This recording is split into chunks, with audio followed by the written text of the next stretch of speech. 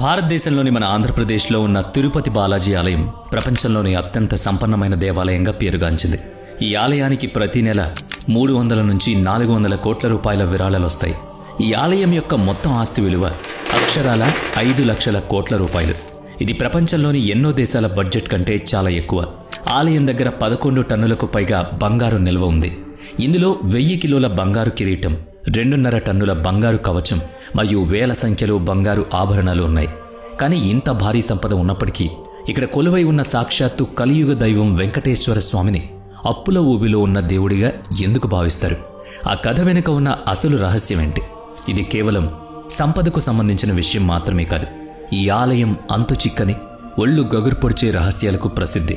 ఇక్కడ జరిగే కొన్ని అద్భుతాలు సైన్స్కి కూడా అందవు, మానవ మేధస్సుకు కూడా దొరకవు. ఇక్కడ విగ్రహం మనిషి చెక్కింది కాదు, అది స్వయంభువు, అంటే దానంతటా అదే వెలసింది అని నమ్ముతారు.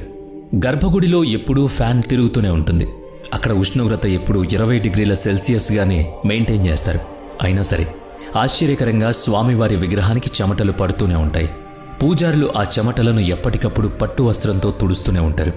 అంతేకాకుండా విగ్రహానికి గంధపు లేపనం రాసినప్పుడు స్వామివారి హృదయంపై అమ్మవారి ఆకృతి స్పష్టంగా కనిపిస్తుంది.